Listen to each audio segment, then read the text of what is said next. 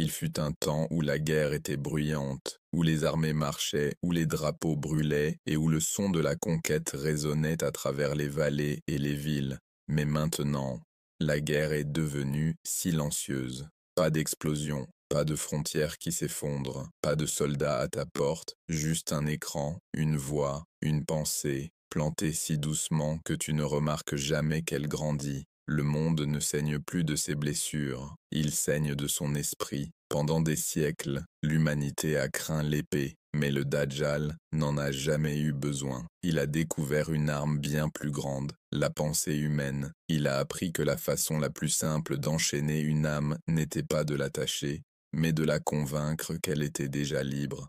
C'est l'ère des chaînes invisibles, où les esprits sont programmés, non protégés, où la vérité est réécrite, et où les mensonges portent le masque de la lumière, où l'humanité croit s'être éveillée, alors qu'en réalité, elle est tombée dans un sommeil encore plus profond. Regarde autour de toi, le monde n'est pas conquis par la force, il est conquis par l'influence. Un empire bâti non sur la terre, mais sur la perception. Il ne lève pas des armées, il crée des tendances, il ne construit pas des tours, il construit des récits, et chaque croyance, chaque émotion, chaque pensée qui traverse ton cœur est désormais un champ de bataille. La guerre s'est déplacée en toi, ce n'est pas l'ère des royaumes et des couronnes, c'est l'ère des écrans et des algorithmes. Le royaume du Dajjal ne repose pas sur le sol, il existe dans l'esprit de chaque croyant distrait, il règne à travers ce que tu désires, ce que tu crains, ce que tu crois. La plus grande tromperie n'a jamais été à l'extérieur, elle était à l'intérieur, car si tu peux contrôler ce qu'une personne aime, tu n'as plus besoin de contrôler ce qu'elle fait. Si tu peux lui faire douter de sa vérité, tu n'as plus besoin de faire taire sa voix. Et si tu peux lui faire questionner ce qui est réel, tu peux lui faire adorer ce qui est faux. C'est là la brillance de sa guerre. Tu ne sais même pas que tu y es. Tu ris, tu scrolles, tu consommes, et tu appelles cela liberté.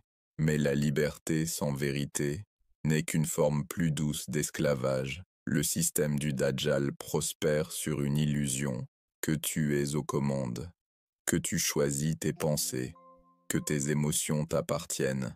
Mais derrière chaque image, chaque titre, chaque message subtil chuchoté dans ton fil, il y a un schéma, soigneusement conçu pour te faire ressentir, craindre et suivre.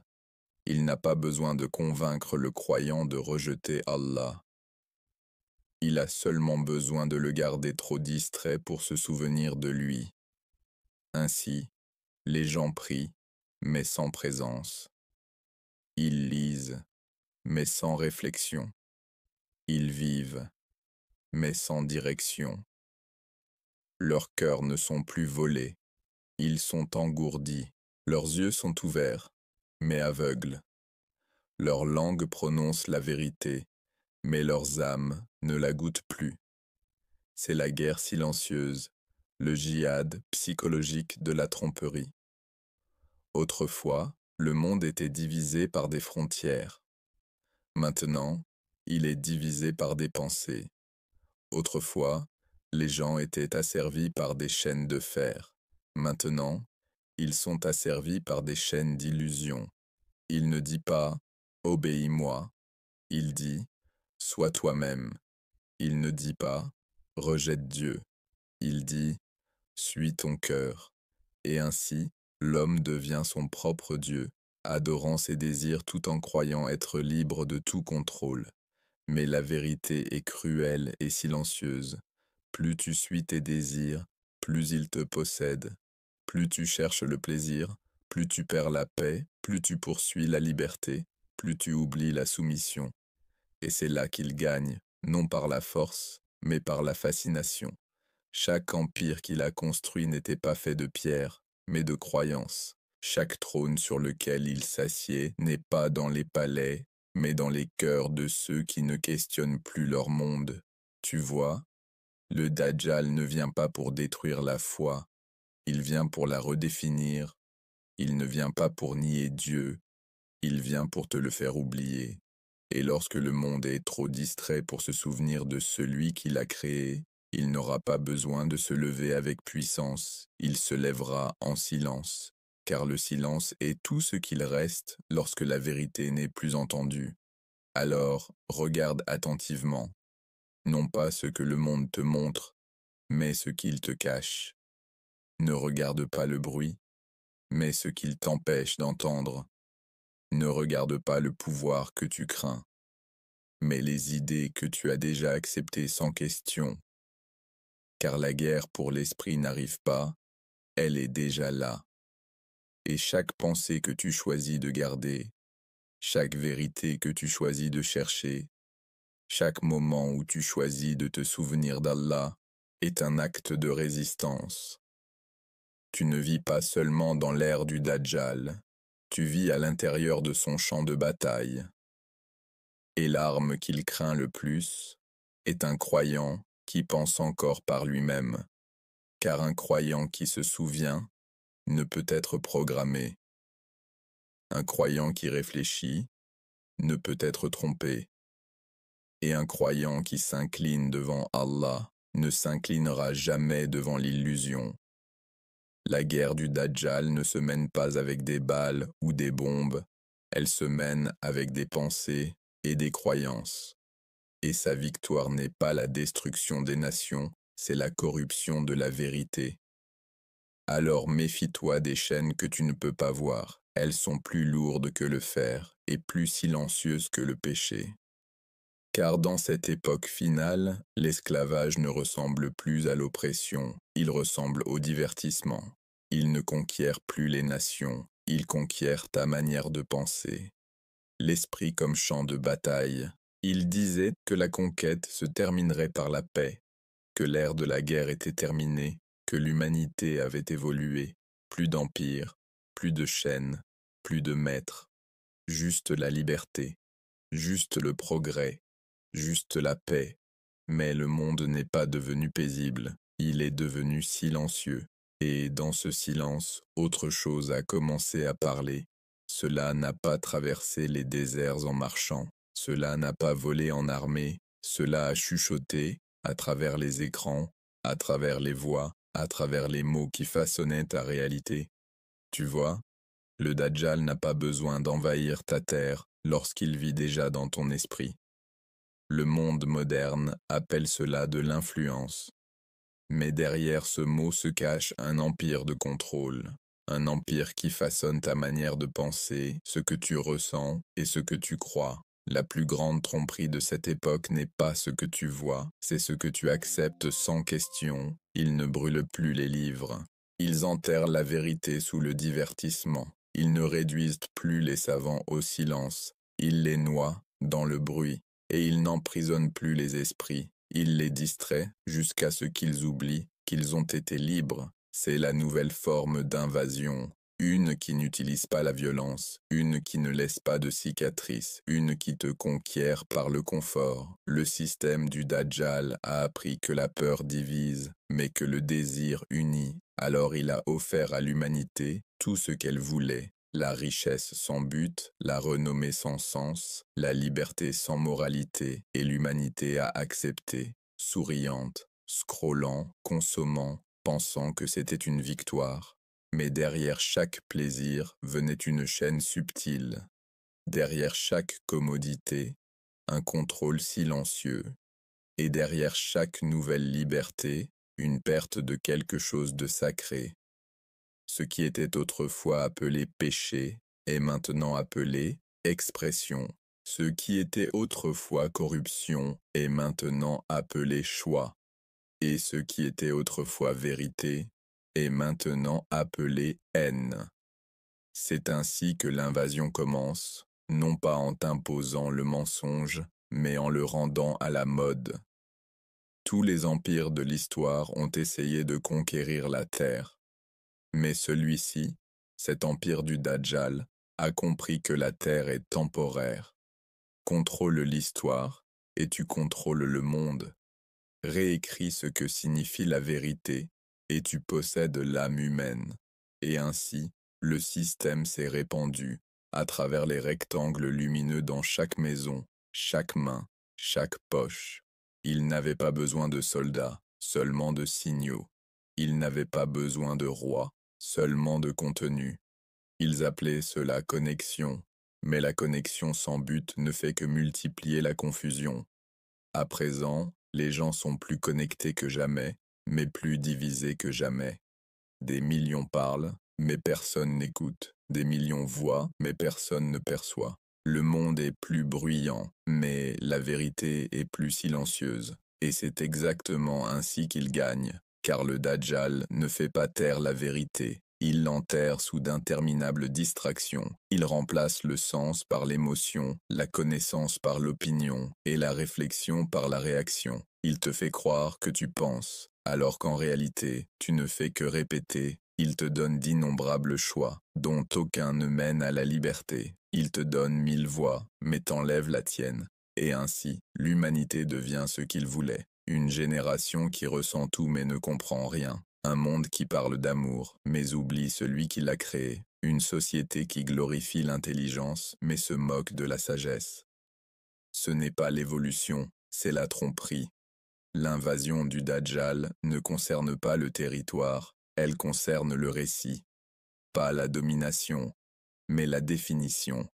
Il ne détruit pas la foi, il la redéfinit.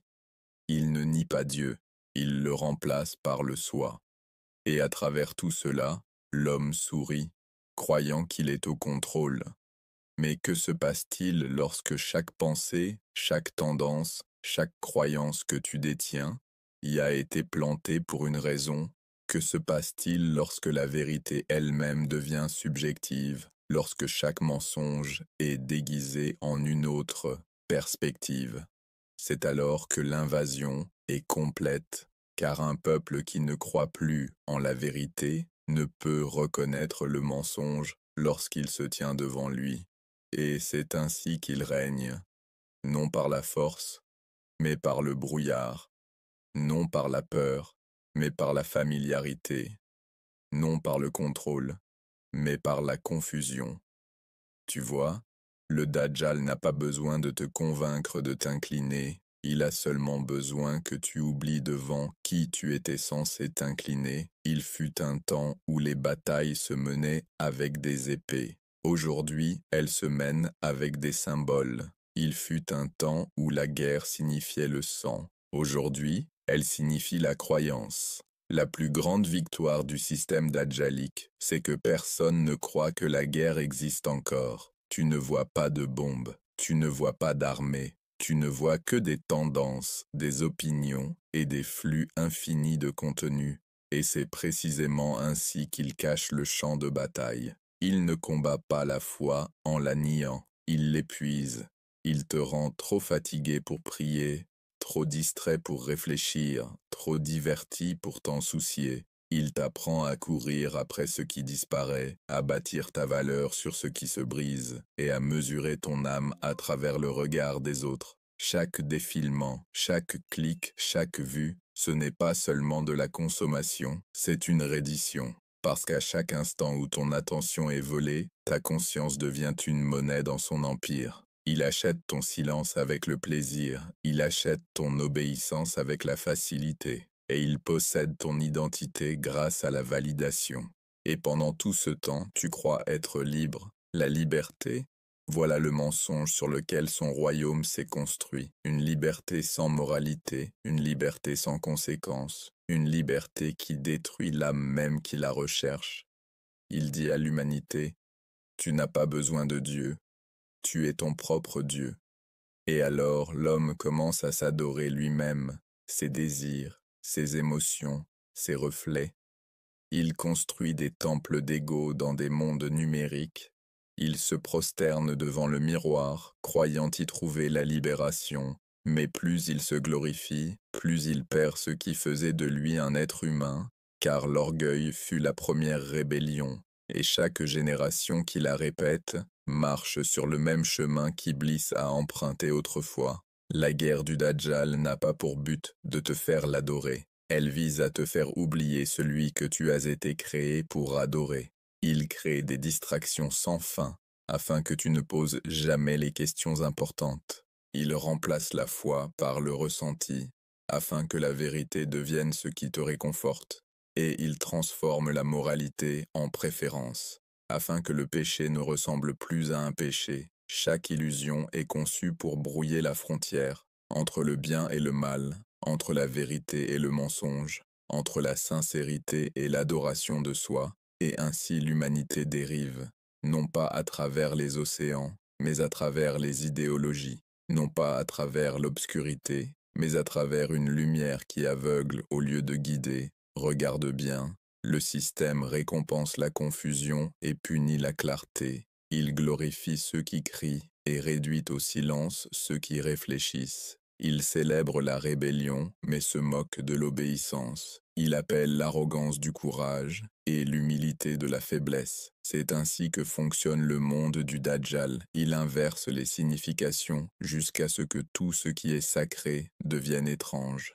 Et la partie la plus effrayante, les gens ne remarquent même pas. Ils rient des avertissements. Ils se moquent des croyants. Ils disent « c'est juste la vie ». C'est juste du divertissement, c'est juste le progrès, mais chaque juste cache une chaîne, chaque ce n'est pas si profond cache la profondeur de la tromperie. Il n'a pas besoin de te rendre mauvais, il doit seulement te rendre vide, car un cœur vide est facile à remplir de ce qu'il veut. Et alors il le remplit d'anxiété déguisée en ambition, de solitude déguisée en indépendance, de chaos déguisé en liberté. Et l'humanité, croyant avoir progressé, n'a fait que construire de meilleures prisons. Regarde autour de toi, un monde où l'attention est une adoration, où la vérité est une opinion, où le silence est inconfortable et où la distraction est la paix. Ce n'est pas du progrès, c'est de la possession. Car le Dajjal n'a pas besoin de contrôler les nations s'il contrôle les récits. Il n'a pas besoin de conquérir des terres s'il possède la perception.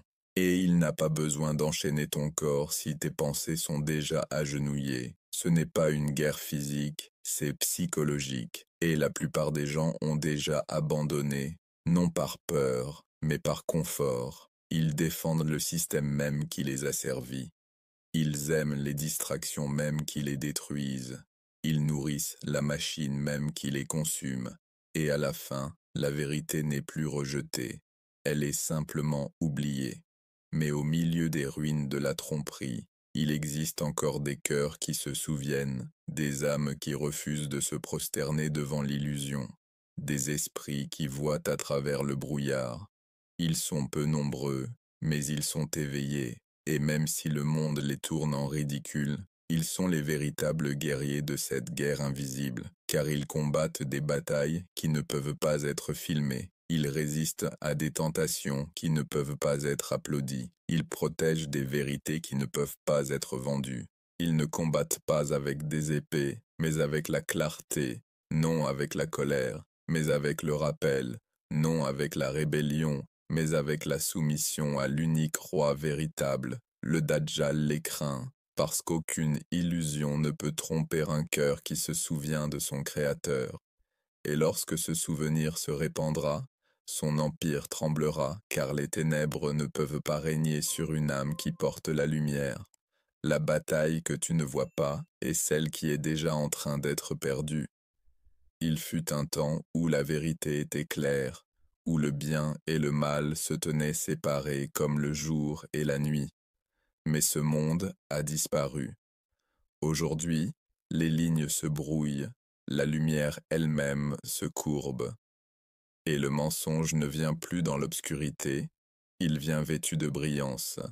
La plus grande tromperie de cette époque n'est pas que les gens rejettent la vérité, c'est qu'ils ne savent même plus la reconnaître. Le génie du Dajjal ne réside pas dans la création de mensonges, mais dans leur redéfinition. Il n'efface pas la vérité, il la dilue, la réemballe et la vend comme une illumination. Il ne parle pas avec des cornes et du feu, mais avec des slogans et des écrans. Il ne commande pas, il convainc, il ne détruit pas, il décore, et ainsi le monde applaudit ce qui autrefois était honteux, célèbre ce qui autrefois était sacré. et doute de ce qui autrefois était divin. Partout où l'on regarde, la vérité est devenue opinion, et l'opinion est devenue vérité. La justice ne concerne plus ce qui est juste, mais celui qui parle le plus fort. La moralité ne concerne plus la conscience, mais la commodité. Et la sagesse ne se trouve plus dans la révélation, mais dans les algorithmes. Le système d'Ajalik comprend quelque chose de puissant. Les gens ne cherchent plus la vérité, ils cherchent le confort. Alors, il enveloppe le mensonge dans le confort de la familiarité et cache la tromperie derrière le langage de la compassion. Il dit, ce n'est pas mal, c'est différent. Il dit, ce n'est pas un péché, c'est un choix. Il dit, ce n'est pas de la rébellion, c'est de la liberté. Et l'humanité, désespérée d'échapper à la culpabilité, le croit. Il dit au monde que les limites sont de l'oppression, que la soumission est une faiblesse, que la foi est dépassée. Et ainsi les gens détruisent leur boussole morale, tout en pensant avoir libéré leur âme. C'est ainsi que les mensonges commencent à briller, comment le poison est versé dans des coupes dorées. Chaque idéologie qui nie la vérité divine n'est qu'un nouveau visage d'une ancienne rébellion. Et cette rébellion commença avec Iblis, le premier être qui dit « Je sais mieux que Dieu ». Ce même murmure résonne maintenant dans chaque cœur qui appelle ténèbres progrès, et chaque nation qui couronne l'arrogance comme sagesse. Le système d'Ajalik ne se cache plus derrière les ombres, il se tient sur des scènes, il porte des costumes, parle éloquemment, et dit au monde que la vérité est relative. Il prêche la tolérance, mais seulement pour le faux. Il promeut l'égalité, mais seulement dans le péché. Il prêche l'amour, mais réduit au silence la foi. Il inonde la terre d'images de bonheur, tandis que des millions se noient dans le vide. Et parce que les gens désirent l'appartenance plus que la vérité, ils échangent leurs convictions contre l'acceptation. C'est ainsi que fonctionne la manipulation. Elle ne vous pousse pas à rejeter la vérité, elle vous pousse à en avoir honte. Vous commencez à cacher votre croyance, à adoucir votre morale, à compromettre vos valeurs, au nom de la paix, mais la paix construite sur le mensonge n'est qu'une soumission à la tromperie. Et c'est cela que le Dajjal a perfectionné, un monde où la rébellion semble vertueuse et où le péché semble sacré. Il sait que s'il peut redéfinir la vérité, il n'a pas besoin de détruire la foi, il doit seulement corrompre son sens. Ainsi, il crée une nouvelle moralité, construite sur l'émotion plutôt que la révélation. Il dit au monde que tout ce qui fait du bien doit être bon, et tout ce qui est difficile doit être mauvais. Et l'humanité, avide de confort, oublie que la vérité n'a jamais été faite pour plaire, elle a été faite pour purifier. Désormais chaque voix qui dit la vérité paraît haineuse, chaque âme qui tient bon paraît jugeante, et chaque mot de la révélation paraît dépassé. Ce n'est pas du progrès, c'est une guerre psychologique. Car lorsque le mensonge porte le masque de la lumière, même les sincères peuvent être trompés, et c'est sa plus grande victoire, faire paraître le mal divin et la vérité cruelle. Il n'attaque plus la foi directement, il fait paraître la foi intolérante. Il ne se moque plus de la moralité, il la remplace par une vérité personnelle. Il ne nie plus le Créateur, il distrait la création jusqu'à ce qu'elle l'oublie. Et tout cela, chaque idée, chaque slogan, chaque tendance, fait partie de la même tromperie commencée avant le temps, le mensonge qui disait « Tu n'as pas besoin d'obéir, tu dois seulement ressentir ». Et dans ce sentiment, l'humanité a perdu sa fondation parce que la vérité n'est pas ce qui semble juste, c'est ce qui est juste. Mais à l'ère de la tromperie émotionnelle, cette différence a été effacée. Les gens ne demandent plus « Est-ce vrai ?» Ils demandent « Est-ce que cela me rend heureux ?» Et dans cette question se trouve la mort du discernement. Il fut un temps où les écoles enseignaient la sagesse. Aujourd'hui, elles enseignent la confusion enveloppée d'orgueil. Le système Dajjalic l'a compris depuis longtemps. Pour contrôler le monde, il n'est pas nécessaire de brûler les livres, il suffit de les réécrire. Tout commence dans l'esprit d'un enfant. Les premières histoires qu'il entend ne parlent plus de Dieu, de but ou de moralité. Elles parlent du soi, du désir, de trouver ta propre vérité. Ainsi, dès la première leçon, la voix divine est remplacée par l'ego humain. L'éducation ne devient plus un chemin vers la compréhension, mais un outil de conditionnement. Au lieu d'enseigner aux enfants à chercher la vérité, elle leur enseigne à façonner la vérité. Au lieu de la discipline, elle prêche l'expression de soi sans responsabilité, et le résultat est une génération qui croit que la sincérité est plus importante que la justesse. Ils disent « Tant que ça semble juste, cela ne peut pas être faux. » Mais le diable sourit, car c'est exactement ce qu'il a chuchoté la première fois qu'il a désobéi. À travers les salles de classe du monde, il réécrit la moralité. Il retire le créateur de la création.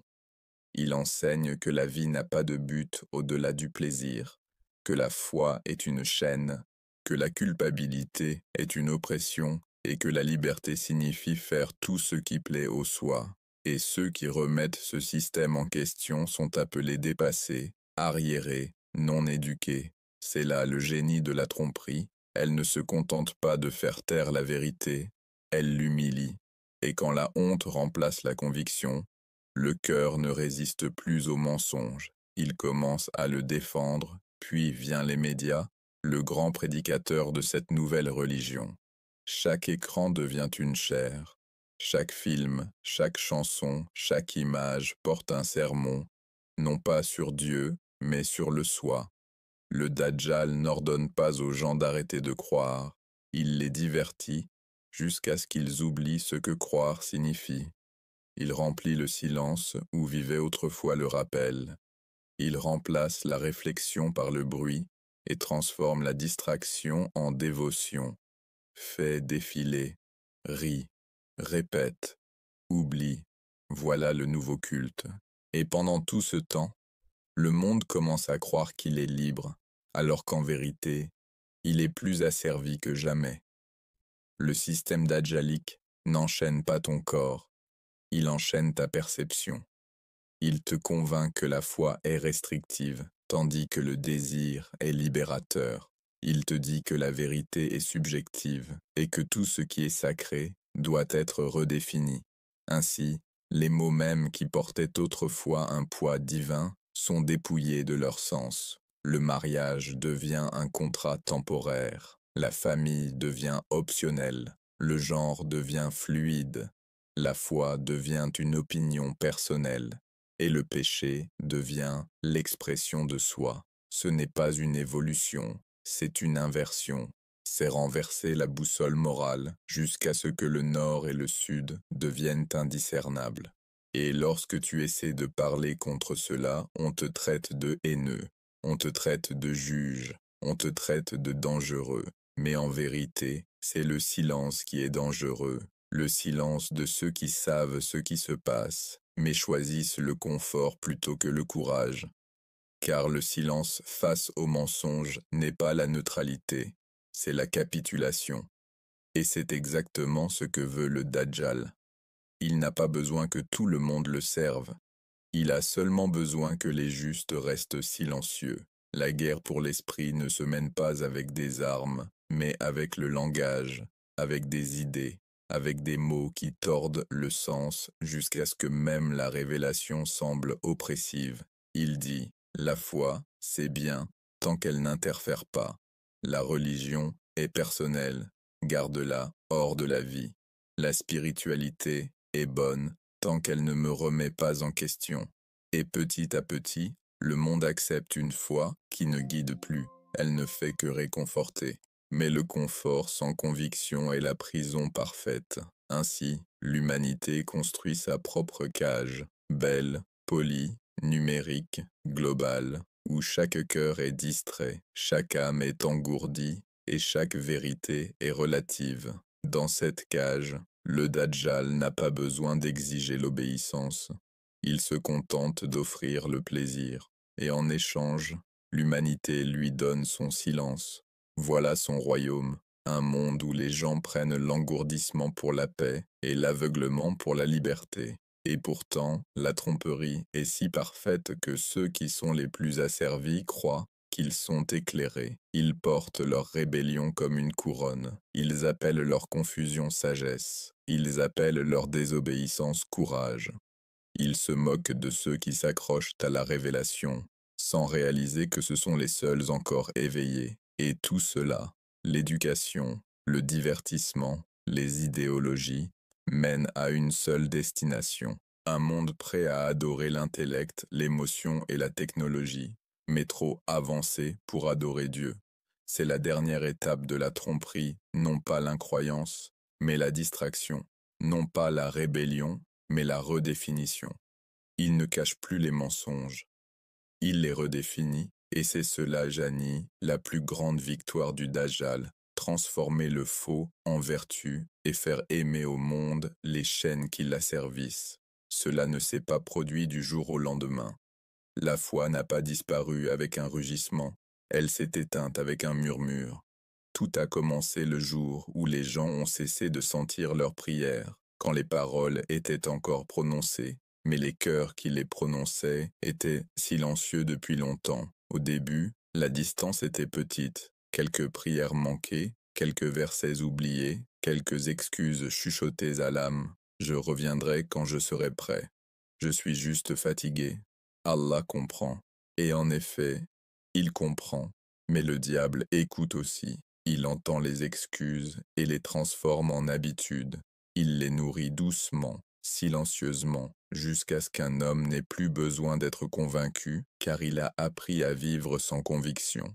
C'est ainsi que la foi meurt dans le monde moderne, non par déni, mais par distraction. Le système dajjalique n'exige pas que tu rejettes Dieu, il te garde simplement trop occupé pour te souvenir de lui. Il inonde ton esprit de notifications, ton cœur de bruit, ta vie de tâches interminables, jusqu'à ce que le silence devienne insupportable et la réflexion ressemble à une perte de temps. Et dans ce mouvement constant, quelque chose à l'intérieur commence à se briser. Tu ne le remarques pas au début. Tu pries encore parfois, tu ressens encore une lueur de culpabilité. Tu te dis encore que tu crois. Mais la croyance sans rappel est comme une lampe sans huile, belle en apparence, mais sombre à l'intérieur. C'est ainsi que commence la guerre psychologique, non en attaquant la foi, mais en l'engourdissant. Le cœur, autrefois vivant de lumière, commence à s'assombrir, non pas parce que la présence d'Allah a disparu, mais parce que l'âme a cessé de se tourner vers lui. Et dans ce vide, un nouveau type de foi commence à grandir, une foi non en Dieu, mais en soi. Elle murmure, tu es suffisant, tu crées ton propre destin, tu décides ce qui est juste pour toi. Cela semble valorisant, mais c'est le même poison qui a commencé au paradis, la même voix qui a dit un jour à Iblis, tu es meilleur. C'est la religion de l'ère moderne, pas l'athéisme, mais l'adoration de soi, pas le rejet de Dieu, mais son remplacement. Ainsi, le cœur qui autrefois se prosternait devant son Créateur se prosterne maintenant devant le confort, l'opinion, l'ego, les écrans qui brillent de faux sens. Le tapis de prière prend la poussière, le Coran devient une décoration, et le rappel devient nostalgie, quelque chose dont on parle, mais qu'on vit rarement. C'est ainsi que le Dajjal gagne, non en imposant la mécréance, mais en rendant la foi insignifiante. Il convainc le monde que la moralité peut survivre sans divinité, que la bonté est possible sans guidance, que l'amour est sacré sans obéissance. Ainsi, la vérité devient émotion et la foi devient un sentiment. Quand elle est là, nous sommes spirituels. Quand elle s'efface, nous disons « je traverse juste une période ». Mais la foi n'est pas une humeur, c'est un pacte. C'est un lien entre l'âme et celui qui l'a créé. Et une fois que ce lien s'affaiblit, tout le reste commence à s'effondrer. Regarde autour de toi, tu verras les signes de cet effondrement partout. Des gens cherchant sans fin un but, recherchant le sens dans le succès, dans la beauté, dans la validation. Chaque défilement, chaque poste, chaque tendance promet l'épanouissement, mais ne livre que le vide. Ce n'est pas l'esprit qui a faim, c'est l'âme affamée de rappel. Mais à l'ère du Dajjal, même la faim est requalifiée. Ils te diront que le vide est liberté. Ils te diront que le détachement est paix. Ils te diront que tu n'as besoin de rien d'autre que toi-même, et ainsi les gens dérivent, sans racines, sans repos, poursuivant des ombres qui disparaissent au moment où ils les touchent. Le cœur sans rappel devient comme un navire sans ancre, dérivant partout où souffle le vent du désir, et dans cette dérive, les gens oublient le rivage d'où ils viennent, ils oublient la maison, ils oublient Dieu. La tragédie n'est pas qu'ils cessent de croire, c'est qu'ils cessent de le manquer.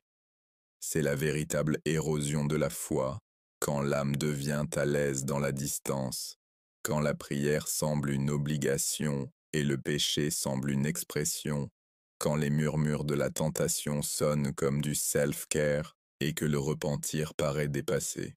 Le génie du Dajjal réside dans sa subtilité. Il n'arrache pas les croyants, il les endort lentement. Il remplace la conviction par la confusion, la clarté par la complexité et l'adoration par la distraction. Progressivement, le monde commence à vivre sans la chose même qui lui donnait un sens. La foi devient tradition, pas transformation. La religion devient identité, pas intimité. Et la spiritualité devient contenu, pas connexion. Et pourtant, sous tout cet engourdissement, certains cœurs ressentent encore une douleur. Ils sentent qu'il manque quelque chose de sacré que le monde ne peut pas remplacer. Ils défilent, ils travaillent, ils courent, mais au fond, ils savent, il existe une lumière impossible à imiter, une paix impossible à programmer, une présence qu'aucune illusion ne peut reproduire. Et cette présence attend, non pas au-dessus, mais à l'intérieur, car même à l'ère de la tromperie, la foi ne meurt jamais vraiment, elle dort seulement, attendant le seul murmure capable de la réveiller. Reviens.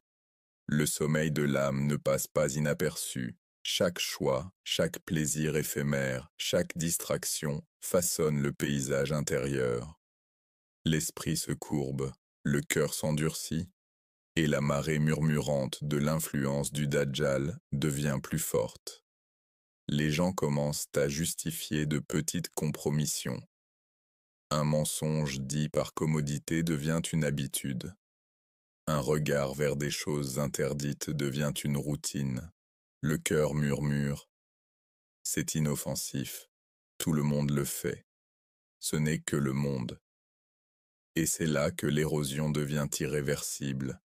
Pas d'un seul coup, mais morceau par morceau, fil par fil. La foi est comme une forteresse, et le doute est un architecte silencieux. Chaque omission, chaque distraction, chaque désir fugitif est une brique retirée, jusqu'à ce que les murs qui protégeaient autrefois l'âme s'effondrent en poussière. Les pièges les plus intelligents ne sont jamais violents. Ils sont invisibles, intangibles.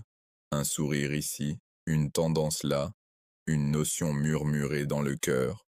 Tu es suffisant sans Dieu. Le Dajjal n'a pas besoin d'armée pour conquérir. Il n'a pas besoin d'épée ni de bombes. Il se contente de plier la réalité, de façonner la perception et de reprogrammer le cœur. Le champ de bataille n'est pas la ville, la nation, ni même l'Umma. C'est le monde intérieur de chaque âme. Et pourtant, même au milieu de cette destruction silencieuse, une faible lueur persiste. Certains cœurs se rétractent devant l'injustice. Certains soupirent à la vue de la cruauté. Certains ne peuvent pas dormir lorsque l'oppression est célébrée, et ces cœurs, petits, cachés, fragiles, sont les derniers ancres de la foi. Ce sont ces cœurs qui se rappellent, pas les prières qu'ils ont offertes mécaniquement, mais les moments silencieux de désir lorsque personne ne regardait, pas les sermons qu'ils ont entendus, mais les larmes versées dans l'obscurité, invisibles au monde. Ce sont ces cœurs qui portent la guerre invisible en avant, ce sont les soldats dont les armes sont la patience, le rappel et l'attention inébranlable à la vérité. L'érosion n'est pas une seule bataille, c'est 1000 petites escarmouches dans l'esprit. Un doute fugitif ici, une tentation subtile là, une distraction qui semble insignifiante, mais laisse une cicatrice. Et le monde continue, ignorant. Les gens admirent le progrès de la civilisation, la vitesse de la technologie, les réalisations de l'ingéniosité humaine. Mais le champ de bataille invisible du cœur humain rage sans être remarqué. Ceux qui ne combattent pas cette bataille perdent lentement. Ils peuvent sembler aller bien, réussis, même heureux, mais à l'intérieur, leur boussole a vacillé. L'âme dérive, sans attache, et ils ne ressentent plus le besoin d'un guide, d'une lumière ou d'un but supérieur. Pourtant, le miracle de la foi est qu'elle ne peut pas être éteinte par la simple négligence. Elle demeure comme une graine, dormante, enterrée sous des couches de doute et de distraction. Elle attend. Elle attend le rappel, elle attend la réflexion, elle attend que l'âme se tourne à nouveau vers son Créateur. L'érosion de la foi est dévastatrice, mais pas absolue. Chaque cœur a la capacité de s'éveiller, de briser les chaînes que le Dajjal a silencieusement enroulées autour de lui. Et la première étape est toujours la prise de conscience. Voir la distraction pour ce qu'elle est. Reconnaître le vide qui se fait passer pour la satisfaction. Reconnaître le vol subtil de l'attention, de la concentration et de l'amour détourné d'Allah. Une fois la conscience atteinte, le cœur se bat, silencieusement, avec persistance. La prière redevient intime. Le rappel revient comme une ligne de vie. Le Coran n'est plus un livre à dépoussiérer, mais une lampe pour guider le chemin à travers les couloirs ombragés de l'esprit. Pourtant, la guerre est implacable. Même ceux qui combattent, qui restent vigilants, connaissent des moments de faiblesse. Un mensonge banal, une pensée séduisante, une croyance à la mode. Tout peut infiltrer les cœurs les plus fermes. C'est ici que la patience devient plus qu'une endurance. Elle devient résistance.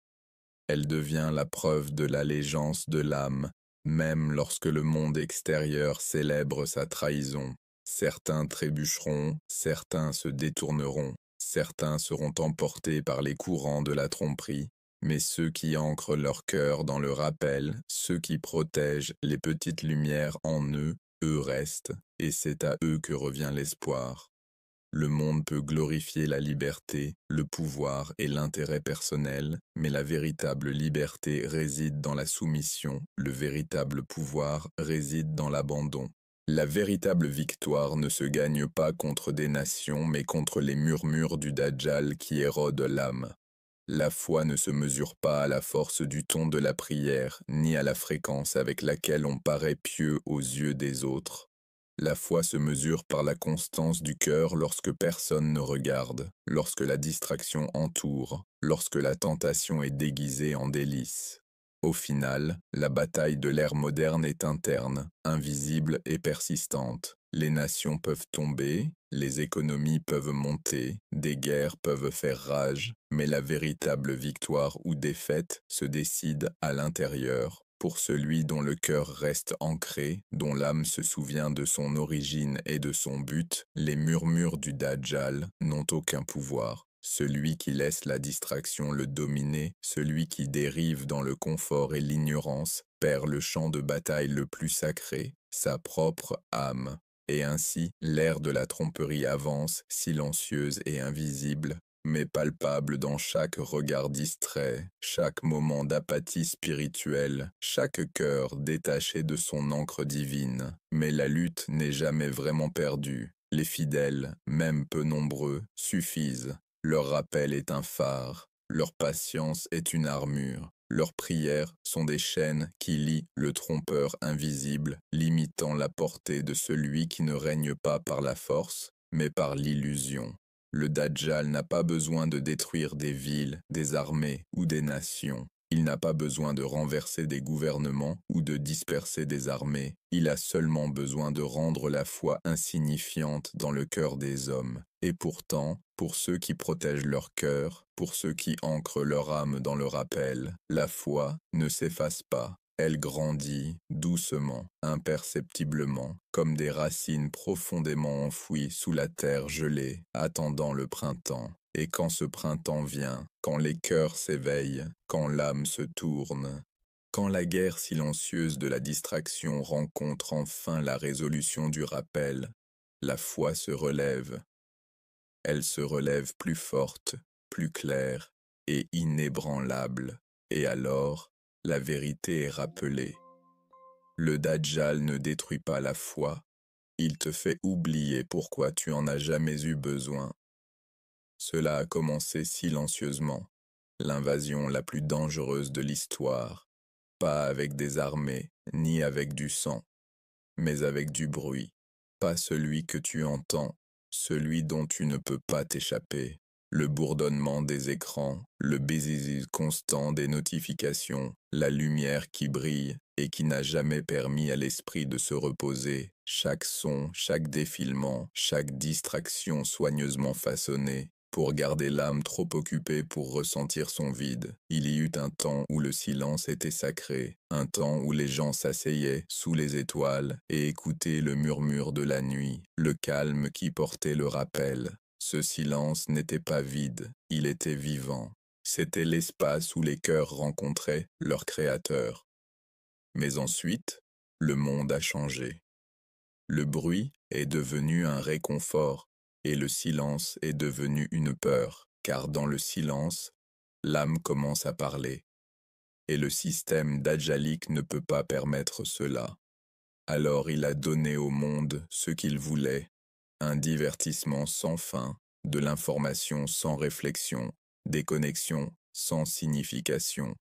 Chaque écran est devenu un miroir, mais pas un miroir qui montre la vérité.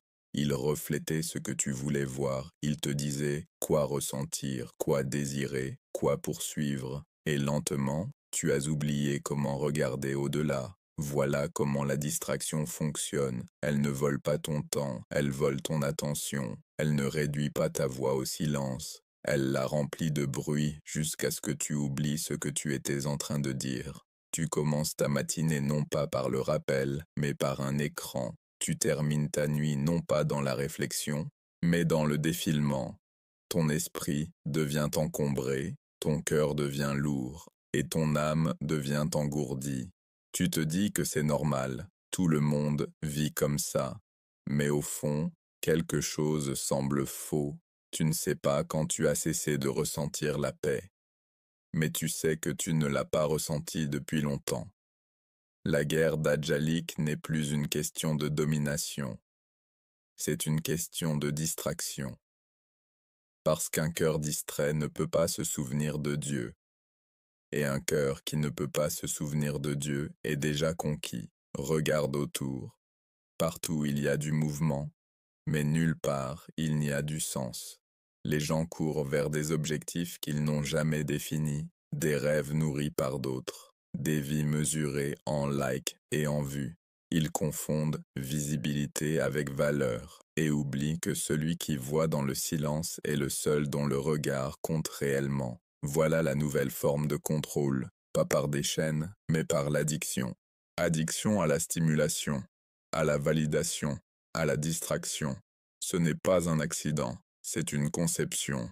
Parce que quand ton esprit est constamment occupé, ton esprit ne peut pas s'éveiller. Quand ton cœur est inondé d'images, il ne reste plus de place pour la réflexion. Et ainsi, l'âme commence à suffoquer. Tu commences à te sentir agité dans les pièces calmes. Tu te sens anxieux sans ton téléphone. Tu remplis le silence par des chansons, l'ennui par le défilement, le vide par une consommation sans fin. Tu appelles cela de la détente, mais c'est de la dépendance. Et la dépendance est la fondation de l'esclavage. Le système n'a pas besoin de t'emprisonner. Tu t'emprisonnes toi-même, une distraction à la fois.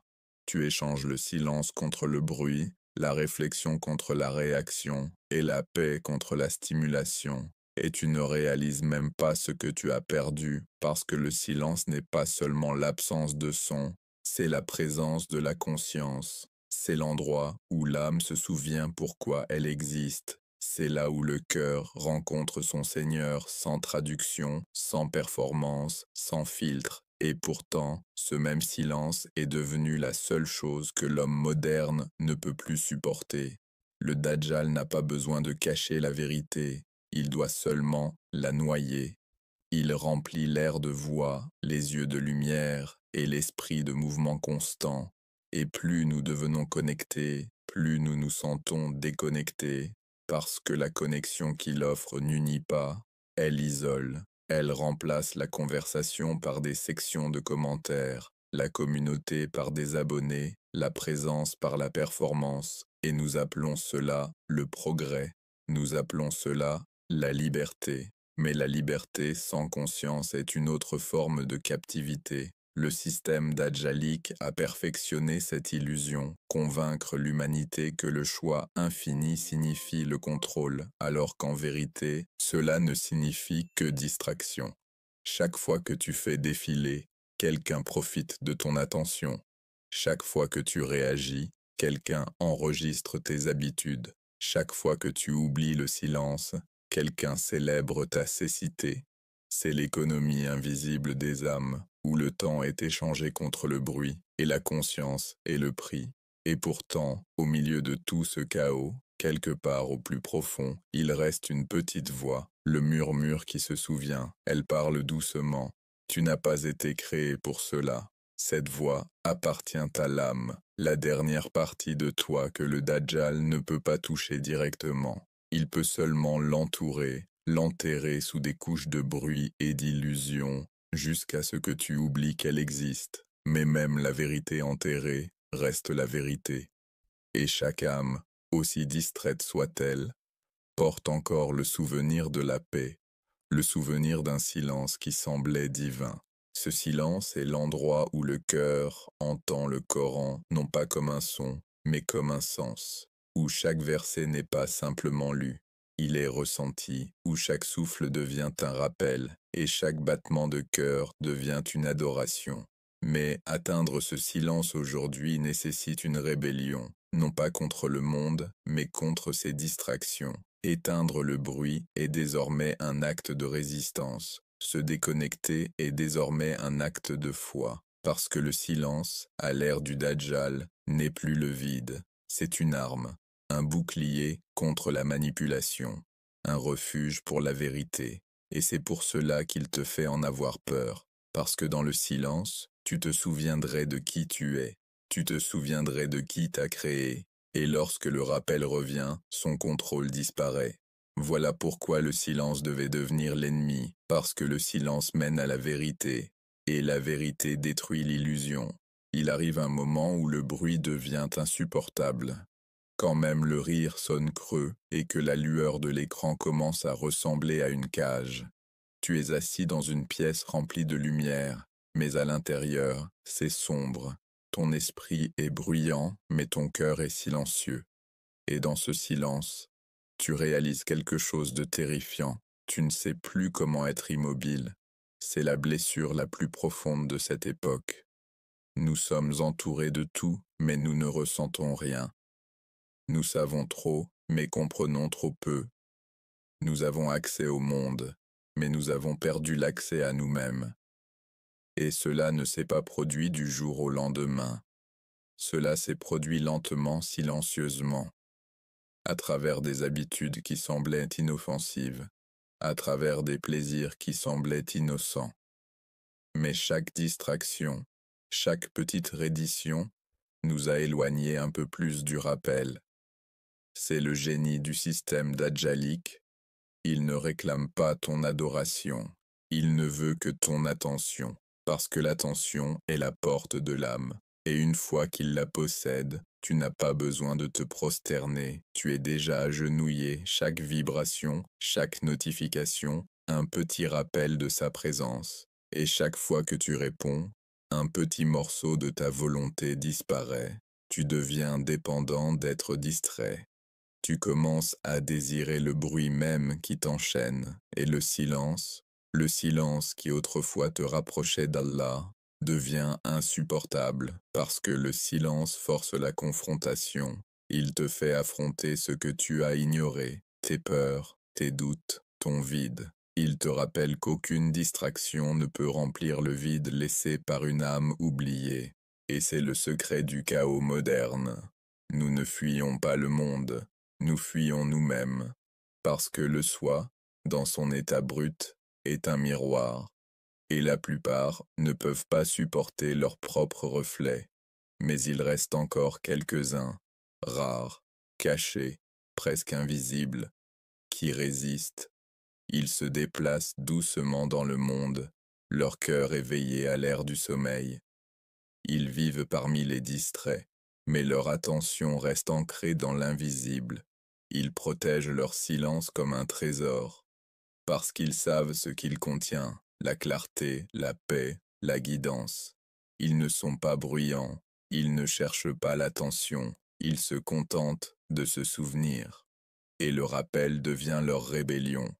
Quand le prophète a dit qu'à la fin des temps, s'accrocher à la foi serait comme tenir un charbon ardent, c'est cela qu'il voulait dire, parce que dans une époque où la distraction est adorée, le rappel devient un feu.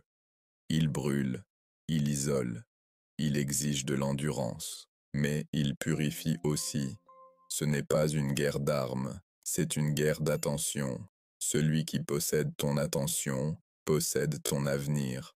Celui qui contrôle ton attention contrôle ta réalité. Et lentement, le système Dajjalique a réécrit la réalité elle-même. Le bien semble démodé.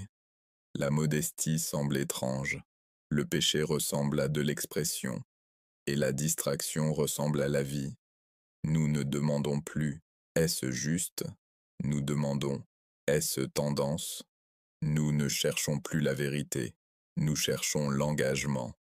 Et dans ce changement, nous avons remplacé le but par la performance. Nos vies sont devenues des moments forts, curatés, filtrés, irréels. Nous capturons les moments non pas pour les vivre, mais pour les prouver. Et en les prouvant, nous les perdons. Ce n'est pas seulement une décadence culturelle, c'est un effacement spirituel. Ce n'est pas seulement que nous oublions Allah, c'est que nous cessons de réaliser que nous l'avons oublié. Parce qu'oublier que tu as oublié est le dernier stade de la cécité. Et c'est là que se trouve aujourd'hui le monde, aveugle, distrait, trompé. Mais même maintenant, il y a de la miséricorde. Même maintenant, Allah attend que les cœurs se détournent du bruit et reviennent au rappel, attend que les âmes redécouvrent le silence qui n'a jamais été vide, mais son invitation. Car lorsque le monde devient trop bruyant, ceux qui cherchent le calme de la prière trouvent un autre type de son, l'écho de leur propre sincérité. Il ne devient pas viral, il ne fait pas tendance, mais il atteint le trône du Très-Haut. Chaque moment d'immobilité est une rébellion contre l'illusion. Chaque pause, chaque souffle, chaque sincère astaghfirullah est une fissure dans les murs du système dajjalique, parce que le rappel reconstruit ce que la distraction détruit. Et un jour, lorsque suffisamment de cœurs se souviendront, lorsque suffisamment d'âmes s'éveilleront, lorsque le silence redeviendra sacré, l'illusion se brisera. La plus grande arme du Dajjal n'est pas son œil, c'est sa voix.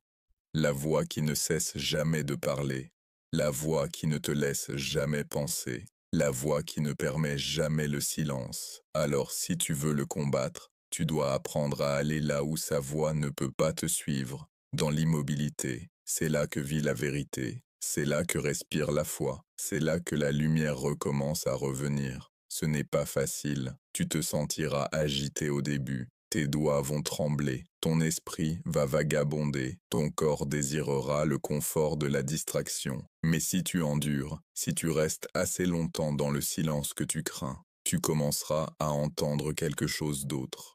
Pas du bruit, pas de peur, pas du vide. Tu entendras le rappel, tu entendras ton âme se souvenir de la voix de son Créateur. Et à ce moment-là, tu connaîtras à nouveau la liberté, parce que le silence n'est pas absence, il est présence. Il est l'espace où Allah parle au cœur, et cette voix, une fois entendue, ne peut plus être réduite au silence. C'est pourquoi le Dajjal craint le silence plus que la résistance, parce que le silence est l'endroit où la résistance naît. Le monde essaiera de te ramener, de remplir tes pensées, de noyer ta paix. Mais chaque fois que tu fais une pause, chaque fois que tu te détournes, chaque fois que tu choisis le rappel plutôt que le bruit, tu affaiblis son emprise. Et peut-être que les croyants gagneront ainsi à la fin, non pas en criant plus fort, mais en étant assez silencieux pour entendre la vérité, parce que la vérité ne concurrence jamais le bruit. Elle attend patiemment dans le silence celui qui est prêt à écouter, et peut-être c'est cela que cette guerre a toujours été, non pas le contrôle, non pas la domination, mais l'attention, où le cœur choisit d'écouter. Alors éloigne-toi, ferme l'écran, laisse le bruit s'éteindre, et reviens à ce que le monde a oublié, la paix que seul le silence peut contenir. Parce que lorsque le silence revient, la clarté revient. Et lorsque la clarté revient, la vérité parle à nouveau. Et alors tu réaliseras, le Dajjal n'a jamais conquis ton esprit, tu as simplement cessé de le protéger. Dans un monde qui craint le silence, la vérité n'a aucun endroit pour parler. Il était une fois, l'humanité se prosternait devant des idoles faites de pierre. Aujourd'hui, elle se prosterne devant des reflets faits de verre. Les idoles ont changé, mais l'adoration, non. Là où se trouvaient autrefois des temples, des écrans brillent maintenant. Là où des sacrifices étaient autrefois faits aux dieux, aujourd'hui, les sacrifices sont faits aux soi. Et ça, Jani, c'est la plus grande tromperie de toutes, faire croire à l'homme qu'il est son propre Dieu. C'est ainsi que le système dajjalique opère, non pas en exigeant l'adoration, mais en la redéfinissant. Il ne te demande pas de t'agenouiller devant lui, il t'apprend à t'agenouiller devant tes désirs. Parce qu'une fois que le soi devient sacré, la vérité devient optionnelle. Nous vivons à une époque où le désir n'est plus caché, il est célébré, chaque appétit reçoit un nom, chaque impulsion un drapeau, chaque passion une justification, et le monde applaudit. Parce que le système nous a appris que la plus haute vertu, c'est de t'obéir à toi-même. Suis ton cœur, disent-ils. Mais que se passe-t-il si le cœur a été détourné, et si les désirs auxquels tu fais confiance avaient été programmés pour te détruire? C'est là le génie de cette illusion. Les chaînes ne sont plus nécessaires quand les gens se réduisent eux-mêmes en esclavage, volontairement. Chaque publicité, chaque film, chaque chanson chuchote le même sermon. Tu es le centre, tu es la vérité, tu te suffis. Mais caché derrière ces mots, se trouve l'écho du plus ancien mensonge jamais prononcé, celui qu'Iblis a murmuré au commencement du temps. Je suis meilleur. Et de cette arrogance est née la religion du soi. Tu la vois partout, l'obsession de la beauté, de la jeunesse, de l'image. Les gens ne cherchent plus le sens, ils cherchent des miroirs qui leur disent qu'ils sont parfaits. La prière est maintenant un selfie, l'autel, un écran, et le Dieu, un ego trop fragile pour être questionné. Nous disions autrefois, Allahu Akbar, Dieu est le plus grand. Aujourd'hui, le monde dit, je me suffis. Mais suffisant pourquoi? Suffisant sans qui? La question ne vient jamais, parce que la réponse briserait l'illusion. Le désir, autrefois destiné à être guidé, est devenu le guide. Le plaisir, autrefois une bénédiction, est devenu le but. Et la satisfaction, autrefois un état de l'âme, est devenue une poursuite impossible. C'est ainsi que le contrôle fonctionne maintenant. Le Dajjal n'a servi pas par la peur, il a servi par le plaisir. Il ne te menace pas de douleur, il te tente par le confort. Il ne prend pas ta liberté, il te convainc que l'indulgence est liberté. Mais l'indulgence sans limite n'est qu'une prison plus douce. Nous appelons cela un style de vie, nous appelons cela expression. Nous appelons cela amour de soi, mais en vérité c'est une lente reddition, un désir à la fois, et chaque fois qu'un désir est obéi sans réflexion, une chaîne s'ajoute, pas autour de ton corps, autour de ta volonté, parce que la volonté définit le croyant, elle te permet de dire non quand le monde dit oui. Elle te permet d'obéir à Allah, même quand ton nafs exige le contraire. Et une fois que cette volonté est brisée, la foi s'effondre dans silence. C'est pourquoi cette guerre est psychologique. Parce que le champ de bataille est ton appétit. Il ne détruit pas la mosquée, il détruit le désir d'y entrer. Il n'interdit pas le Coran, il remplit juste ton temps pour que tu ne l'ouvres jamais. Il ne nie pas la vérité, il te convainc simplement qu'elle peut attendre. Ainsi, l'âge dajjalique triomphe. Non par la rébellion, mais par la distraction, non par le déni, mais par le désir. Il décore le péché de lumière, il enveloppe le poison d'or, et lorsque tu t'en rends compte, tu l'as déjà appelé liberté. Mais regarde de plus près, la liberté sans direction n'est qu'une laisse invisible.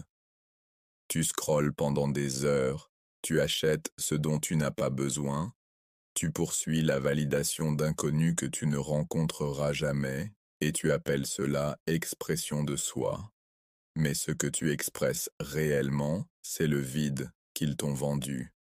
Ils t'ont dit de vivre ta vérité, mais ne t'ont jamais dit de questionner qui l'a définie. Ils t'ont dit d'être authentique, mais t'ont donné le script. Ils t'ont dit d'être libre, mais ont construit la cage dans ton esprit. C'est cela le conditionnement du désir, la religion invisible de l'ère moderne, et les prêtres de cette religion ne sont pas dans les temples ou les églises. Ils sont dans les salles de conseil, les algorithmes et les studios. Ils prêchent à travers les pixels, ils récoltent l'adoration en attention, et leurs offrandes sont tes minutes, ton regard, ton cœur. Mais sous tout ce vacarme, l'âme se souvient encore, elle se souvient de ce pourquoi elle a été créée, non pour l'adoration du soi, mais pour la soumission à celui qui l'a créée. Et ce rappel brûle, il crée un malaise dans chaque cœur qui a trop goûté au monde, parce qu'au fond, nous savons tous que le plaisir sans but n'est qu'une autre forme de douleur. Alors le système dajjalique travaille dur pour étouffer cette douleur, pour noyer chaque silence dans le bruit, chaque doute dans la distraction. Parce que si jamais tu restes assez longtemps dans le calme, tu commenceras à entendre la voix que tu n'étais jamais censé oublier. L'appel de ta fitra, chuchotant, tu as été créé pour plus que ça, mais la plupart ne l'entendent pas, et ceux qui l'entendent ont trop peur de la suivre, parce que la soumission exige la perte, et ce monde nous a appris à craindre la perte plus que le péché. Alors nous continuons à courir après l'amour, la validation, l'identité, comme si le prochain désir allait enfin combler le vide. Mais le vide n'est pas un espace à remplir, c'est un appel à revenir. Et tant que nous ne revenons pas, la course ne s'arrête jamais. C'est ainsi, Jani, que le Dajjal construit son trône, non avec du pouvoir, mais avec des promesses. Non avec de la peur, mais avec des fantasmes. Il connaît le cœur humain et il en joue comme d'un instrument. Il sait que s'il peut te faire aimer ce que tu devrais repousser et repousser ce que tu devrais aimer, les chaînes ne seront jamais nécessaires. Tu les porteras toi-même. Et ça, c'est l'adoration déguisée. Le désir est un professeur dangereux. Il murmure doucement, promettant la joie, mais ne donne jamais la paix. Il commence comme un choix, mais devient lentement un commandement. Tu ne le suis pas, il te mène, tu ne désires pas, tu es désiré par lui. Et c'est là, Jani, que commence la vraie servitude. Le système dajjalique a compris quelque chose de profond dans la nature humaine, que le moyen le plus simple de contrôler une personne est de la convaincre qu'elle est libre, parce qu'une fois que la liberté est redéfinie, l'obéissance devient invisible. Alors il a créé un monde où la tentation ressemble à la liberté et la retenue ressemble à l'oppression. Il a rendu le péché naturel et la vertu dépassée. Il a fait de l'obéissance à Allah une restriction et de l'obéissance à soi-même une illumination. Et l'humanité a applaudi, sans réaliser qu'elle était entrée volontairement dans la captivité. Ce n'est plus une question de te convaincre de rejeter Dieu, c'est une question de te faire oublier que tu as jamais eu besoin de lui, parce qu'une fois que ce besoin disparaît, la foi devient inutile. C'est pourquoi cette guerre psychologique n'attaque pas directement la croyance. Elle l'érode de l'intérieur. Elle remplace la réflexion par le divertissement, le but par le plaisir et la discipline par l'indulgence. Regarde maintenant le monde, des milliards scrollent, achètent, consomment, croyant vivre leur meilleure vie, pendant que leurs âmes meurent de faim. Ils ne demandent plus pourquoi ils vivent, mais seulement ce qu'ils vont consommer ensuite. Et quand le plaisir devient la seule poursuite, la vérité devient la seule menace, parce que la vérité interrompt la fantaisie. La vérité exige la réflexion. La vérité demande la soumission. Et la soumission, c'est la seule chose que ce système ne peut pas permettre. C'est pourquoi chaque message aujourd'hui te célèbre.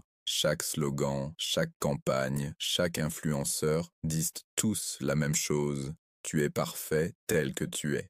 Mais la perfection n'a jamais été le but de la foi. L'humilité l'était. Et l'humilité meurt dès que l'adoration de soi commence. Le Dajjal n'a pas besoin de détruire la religion.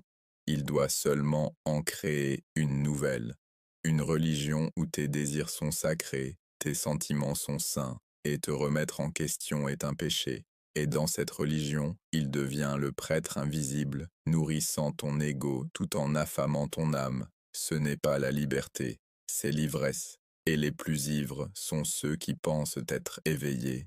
Regarde autour de toi.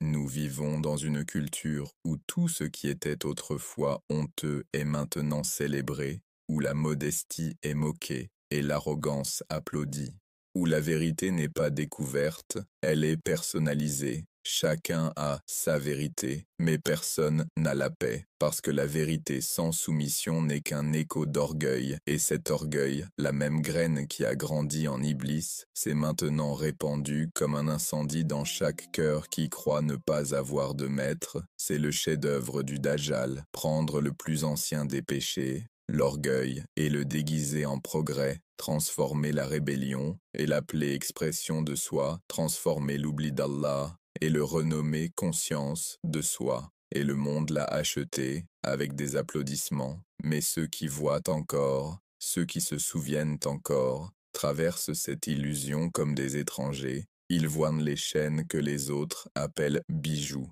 Ils entendent le vacarme que les autres appellent musique. Ils ressentent le vide que les autres appellent liberté. Et cela fait mal, parce que s'éveiller dans un monde endormi, c'est vivre dans la solitude. Mais cette solitude n'est pas une malédiction, c'est un signe que ton âme est encore vivante. Le prophète a dit, « L'islam a commencé comme quelque chose d'étrange, et il redeviendra étrange comme il a commencé. Alors, bonne nouvelle aux étrangers. » Ces étrangers sont ceux qui refusent d'adorer leurs désirs, qui jeûnent quand le monde festoie, qui prient quand le monde dort, qui disent non quand toutes les voix disent oui.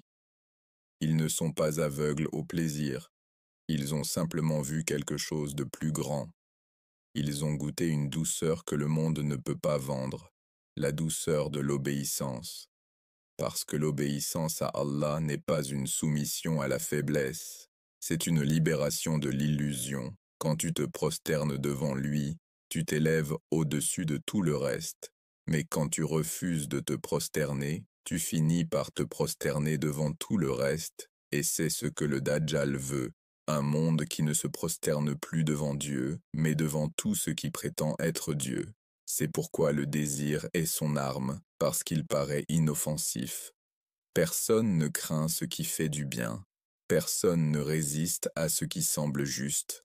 Mais ce qui semble juste n'est pas toujours la vérité, et ce qui fait mal n'est pas toujours faux. La vraie foi commence quand tu obéis, non pas à ce qui fait du bien, mais à ce qui est bien, même lorsque cela coûte le confort, le statut ou le désir, parce que chaque acte de retenue est une déclaration de liberté. Chaque non au péché est un oui à ton âme, et dans cette défiance, l'illusion commence à se fissurer. Le croyant comprend, le Dajjal ne peut pas gouverner un cœur déjà gouverné par Allah. Il ne peut pas contrôler une âme qui s'est soumise à la vérité, parce que lorsque tes désirs s'inclinent devant ton Créateur, aucun faux Messie ne peut te posséder. C'est pourquoi, avant l'avènement du Mahdi, le monde doit d'abord être purifié, non des systèmes ou des nations, mais des cœurs asservis par le désir. Et peut-être que c'est la préparation silencieuse qui se produit maintenant. Les croyants apprennent à se détacher, à combattre la guerre invisible intérieure, à faire taire le bruit, à choisir la soumission plutôt que la satisfaction, parce que ceux qui se conquièrent eux-mêmes sont ceux qui reconnaîtront le vrai Sauveur quand il viendra. Tandis que ceux qui adorent leurs désirs suivront le faux, parce qu'il leur offrira exactement ce qu'ils aiment. Et ainsi, cette guerre du désir n'est pas seulement une bataille pour la moralité, c'est une bataille pour la reconnaissance. Qui reconnaîtras-tu lorsque la vérité apparaîtra?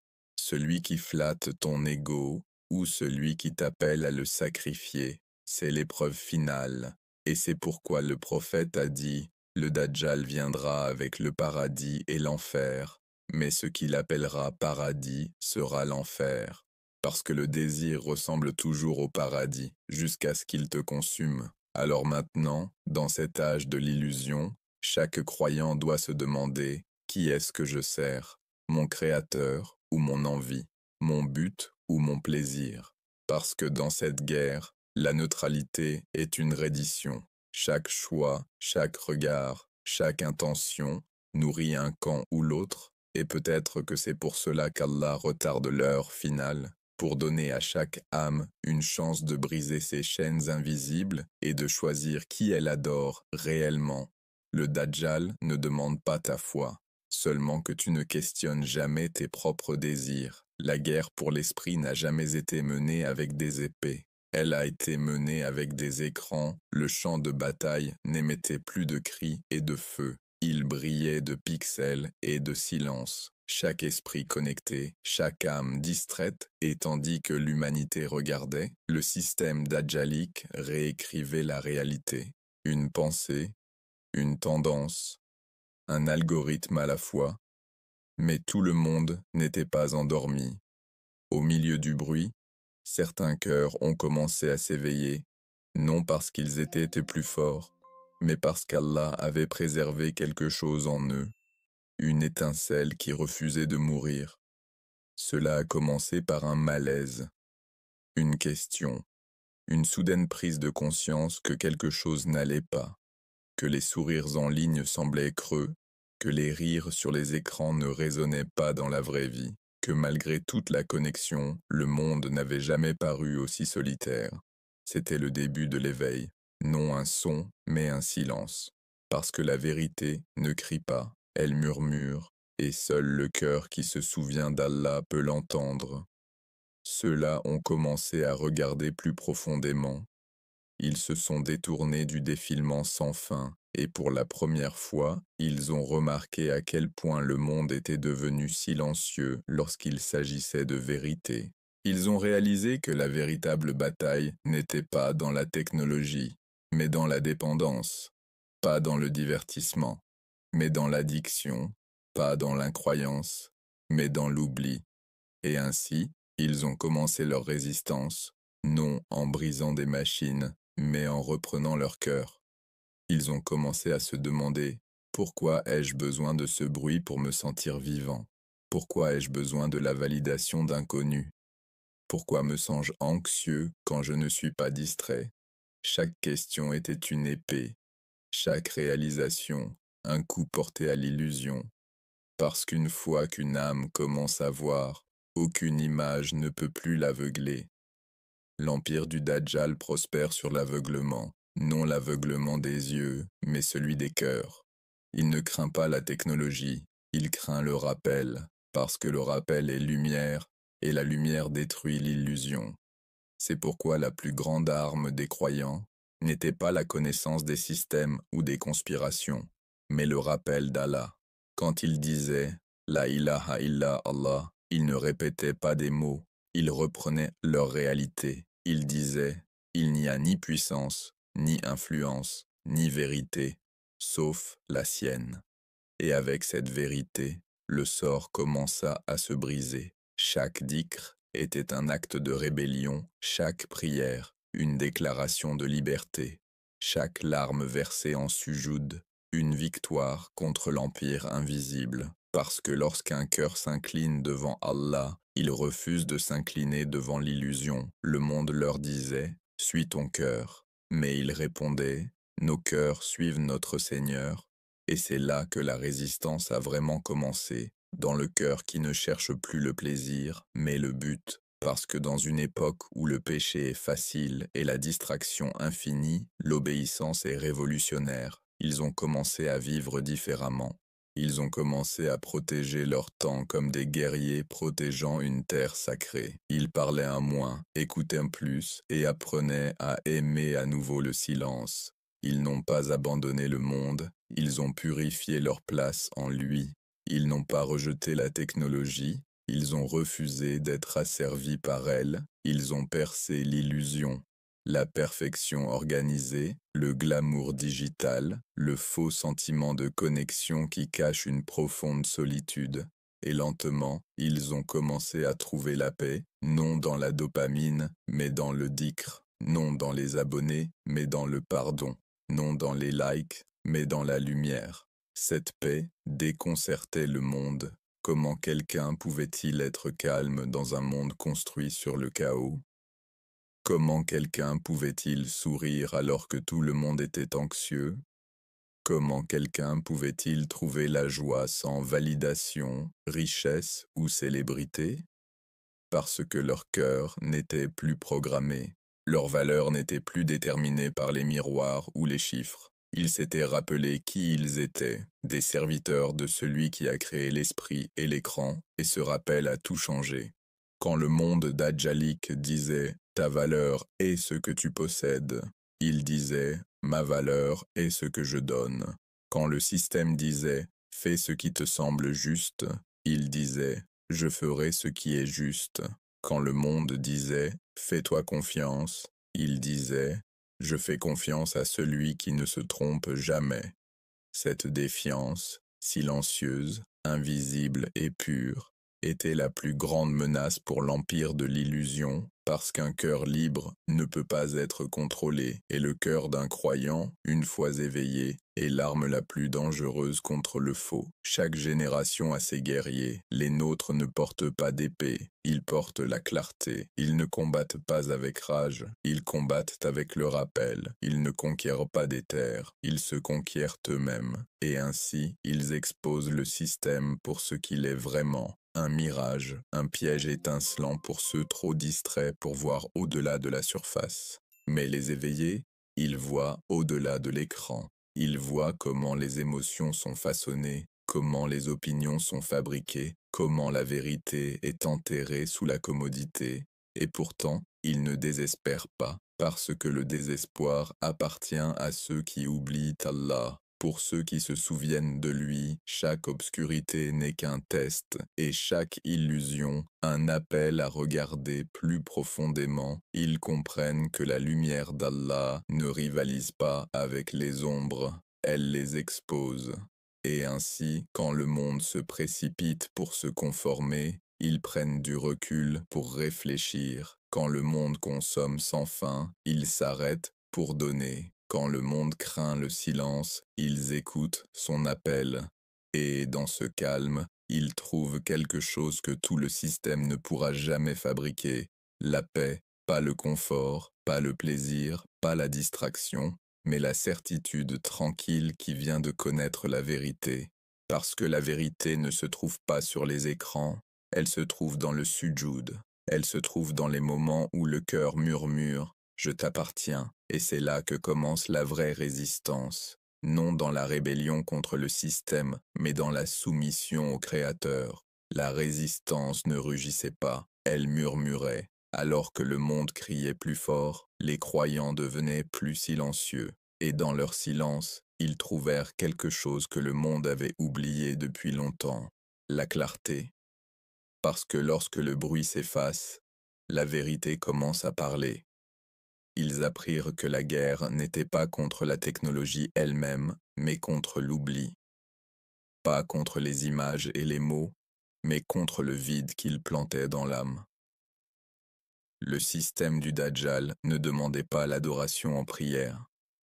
Il exigeait l'adoration par l'attention. Il ne disait pas « Prosterne-toi devant moi ». Il disait « Regarde ici, reste ici, pense ainsi ». Et des millions obéirent, sans jamais réaliser qu'ils l'avaient fait.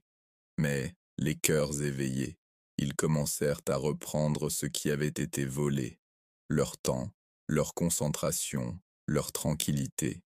Ils commencèrent à jeûner non seulement de nourriture, mais de distraction. Ils protégèrent leurs yeux de la consommation constante, leur langue des commentaires sans fin et leur cœur des émotions artificielles. Ils recommencèrent à vivre, non à la lueur d'un écran, mais à la lueur de la sincérité. Ils commencèrent à sentir la chaleur d'un lever de soleil sans avoir besoin de le publier. Ils commencèrent à ressentir la gratitude sans avoir besoin d'applaudissements. Ils commencèrent à ressentir l'amour sans filtre ni performance. Ils réalisèrent que la nourriture de l'âme ne se trouvait jamais dans les pixels. Elle se trouvait dans la prosternation. Chaque sajda devenait une rébellion, chaque larme versée pour Allah était une déclaration d'indépendance, d'un monde construit sur l'illusion. Et tandis qu'ils poursuivaient ce djihad silencieux du cœur, ils commencèrent à voir les schémas de la tromperie avec une clarté effrayante. Ils virent comment les opinions n'étaient plus façonnées par la vérité, mais par les tendances. Comment la moralité n'était plus guidée par la révélation, mais par le confort. Comment les gens ne cherchaient plus la justice, seulement la justification. Et ils pleurèrent, parce qu'ils virent à quel point l'illusion avait pris racine, comment même ceux qui parlaient de liberté étaient esclaves de leurs propres désirs, comment même ceux qui criaient « vérité » étaient dépendants des mensonges qui leur donnaient une identité, mais ils ne perdirent pas espoir, car l'espoir est le bouclier du croyant. Ils savaient que la lumière semble toujours la plus faible avant l'aube, et ils se rappelaient que même si le monde entier oublie Allah, Allah n'oublie jamais ses serviteurs. Ils se rappelèrent que la victoire finale n'avait jamais été promise à la majorité, mais aux sincères. Et la sincérité ne peut pas être corrompue. Alors ils continuèrent, avec une foi silencieuse et des cœurs constants. Ils continuèrent à réciter quand d'autres s'arrêtèrent. Ils continuèrent à réfléchir quand d'autres se moquèrent. Ils continuèrent à marcher vers la lumière même lorsque le chemin était solitaire, parce que leur espoir n'était pas dans les nombres, il était en celui qui guide les cœurs. Ils comprirent que le vrai pouvoir du Dajjal n'était pas dans ses miracles, mais dans la confusion, faire en sorte que les gens questionnent la vérité jusqu'à ce qu'ils cessent de la chercher, les faire douter de tout, jusqu'à ce qu'ils ne croient plus en rien. Mais ceux qui résistent, ils n'ont pas besoin de voir des signes, ils voient déjà à travers la tromperie, car chaque mensonge commence à se dissoudre lorsque le nom d'Allah remplit le cœur. Et c'est cela qui terrifie le plus le système, une génération qui se souvient, une génération qui cesse de courir après le prochain frisson et commence à chercher le but, une génération qui prie, non par habitude, mais par fin de connexion, une génération qui sait que le Dajjal peut contrôler le monde, mais qu'il ne peut jamais contrôler un cœur qui ne s'incline qu'Allah, parce que cette résistance ne se mène pas par la colère, elle se construit par la lumière, et la lumière ne peut pas être censurée, elle ne peut pas être réduite au silence, et elle ne peut pas être remplacée. Tu peux t'en moquer, tu peux l'ignorer, mais tu ne peux pas l'arrêter, et lentement, silencieusement, cette lumière commence à se répandre dans un jeune qui supprime ce qui corrompt son âme, dans une femme qui porte son hijab non par culture, mais par conviction, dans un homme qui baisse son regard dans un monde qui adore la tentation, dans un croyant qui éteint le monde, juste pour parler à son Seigneur quelques minutes volées. Cela, c'est la résistance. Elle ne devient pas tendance, elle n'en a pas besoin, parce que la vérité ne mendie pas l'attention, elle transforme par la présence. Et à mesure que ces cœurs s'éveillent, ils commencent à voir quelque chose de plus profond. Ils voient que l'empire du Dajjal n'a jamais été construit sur la puissance, il a été construit sur la permission. L'humanité a cédé sa volonté, sa conscience, sa clarté. Mais maintenant, certains la reprennent. Ce sont ceux qui disent non à un monde qui appelle la désobéissance liberté. Ce sont ceux qui se déconnectent, non parce qu'ils haïssent le monde, mais parce qu'ils aiment davantage leur âme. Ce sont ceux qui se souviennent que le paradis n'a jamais été promis aux distraits, il a été promis aux dévoués. Et par eux, l'illusion commence à se fissurer, parce que chaque croyance sincère est comme une lumière perçant le brouillard, subtile, silencieuse, inarrêtable. La force du Dajjal réside dans l'aveuglement, mais la force du croyant réside dans la vision, non la vision des yeux, mais celle des cœurs. Et cette vision, celle guidée par le dhikr, par le Coran, par la patience, par l'amour d'Allah, voit à travers chaque masque. Le système peut déguiser le mal en progrès, les ténèbres en illumination, l'arrogance en liberté, mais le cœur éveillé sourit, parce qu'il sait. Il reconnaît le schéma, il se souvient de l'avertissement, il se rappelle la promesse, que le faux est fragile et que la vérité le dépassera toujours. Alors ils attendent, non avec peur, mais avec foi. Ils attendent le jour où le voile se lèvera, où la tromperie s'effondrera, où chaque illusion s'inclinera devant la lumière, et jusque-là, ils tiennent leur position, ils prient, ils protègent leurs yeux. Ils disciplinent leurs désirs, ils protègent leur temps, ils élèvent leurs enfants dans le rappel, ils vivent silencieusement mais puissamment. Parce que ceux qui résistent à l'intérieur sont ceux qui tiendront ferme à l'extérieur. Et lorsque le Dajjal viendra enfin, ils ne trembleront pas, ils le reconnaîtront instantanément. Parce qu'ils reconnaissaient déjà son système. Pour eux, l'épreuve ne sera pas la confusion, ce sera la confirmation, un moment pour témoigner de ce qu'ils savaient déjà, que la vérité n'a jamais été perdue. Elle attendait les cœurs qui pouvaient encore voir, et ces cœurs, ils sont parmi nous, maintenant, cachés, non célébrés, invisibles, mais leur prière déplace des montagnes, leur patience maintient le monde debout, leur rappel remplit les cieux de lumière. Ils sont la résistance silencieuse, ceux qui se souviennent dans un monde qui oublie, ceux qui aiment Allah quand tout le monde s'aime soi-même, ceux qui protègent leur cœur comme le dernier refuge de la vérité. Parce qu'ils savent, l'illusion du Dajjal peut aveugler les yeux, mais elle ne peut pas toucher le cœur qui voit avec la foi. Et comme le prophète a dit, il viendra un temps où s'accrocher à sa foi sera comme tenir une braise brûlante. Ce sont eux qui la tiennent et refusent de la lâcher. Ils sont la raison pour laquelle la lumière brille encore, la raison pour laquelle l'appel à la prière résonne encore, la raison pour laquelle la miséricorde descend encore. Et lorsque le monde s'effondrera finalement sous le poids de sa propre fausseté, ils se tiendront debout, non avec fierté, mais avec des larmes de gratitude, parce qu'ils sauront que chaque lutte, chaque tentation, chaque nuit silencieuse de rappel en valait la peine. Ils ont attendu, ils ont résisté, ils ont cru, et lorsque le voile de l'illusion se brisera enfin, ils verront ce que leurs cœurs ont toujours su, que la lumière d'Allah n'avait jamais disparu. Elle attendait simplement les cœurs, assez forts pour la porter. Ceux qui protègent leur cœur verront à travers chaque illusion. Il arrive un moment, après tout le bruit, toute la confusion, toutes les guerres d'illusions, où le cœur murmure simplement « assez, assez de courir après ce qui disparaît, assez de croire ce qui aveugle, assez de vivre sous la domination de fausses promesses, parce que la vérité n'a jamais été perdue, elle était enterrée sous la distraction. Et lorsqu'un croyant commence à creuser à travers les mensonges, ce qu'il découvre n'est pas une nouvelle connaissance. C'est le rappel. Le plus grand pouvoir du Dajjal n'a jamais été le contrôle, c'était le consentement. Il gouvernait ceux qui avaient oublié qui ils étaient. Il réduisait au silence ceux qui échangeaient la réflexion contre la réaction, la foi contre la mode, la vérité contre le confort. Mais au moment où un croyant se souvient, vraiment se souvient, qu'il n'y a de puissance qu'Allah, l'illusion commence à s'effondrer.